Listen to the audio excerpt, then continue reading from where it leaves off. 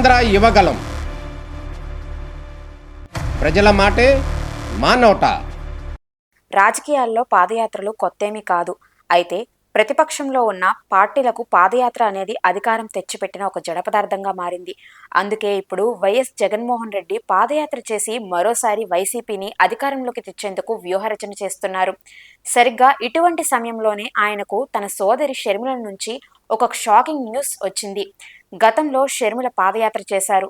YSR Congress party Jaganmohan Reddy ఏర్పాటు చేసిన తర్వాత ఆయన అక్రమాస్తుల కేసుల్లో జైలుకు వెళ్లిపోయారు.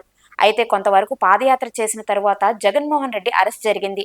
అటు తర్వాత షర్మిల ఆ పాదయాత్ర బాధ్యతలు తీసుకున్నారు. ఒక విధంగా 2014 వైఎస్ఆర్ కాంగ్రెస్ పార్టీ 67 సీట్లు తెచ్చుకోవడానికి షర్మిల పాదయాత్ర కూడా ఒక కారణం.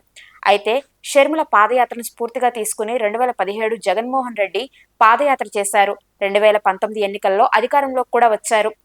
దీని తర్వాత షర్మిలను జగన్మోహన్ రెడ్డి పట్టించుకోవడం మానేశారు.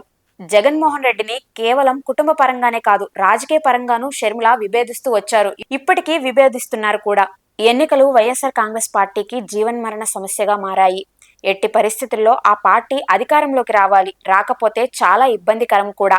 అందుకే జగన్మోహన్ రెడ్డి సుదీర్ఘకాలం పాదయాత్రకు ప్లాన్ చేశారు.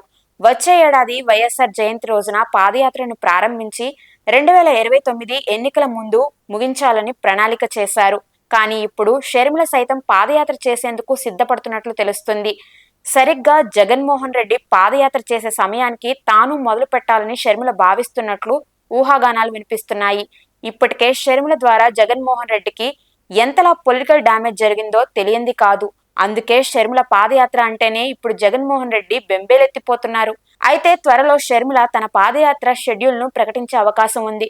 ఒకవేళ షర్మిల పాదయాత్ర ప్రారంభిస్తే మాత్రం జగన్మోహన్ రెడ్డికి కష్టమని వైసీపీ శ్రేణులే వ్యాఖ్యానిస్తున్నాయి.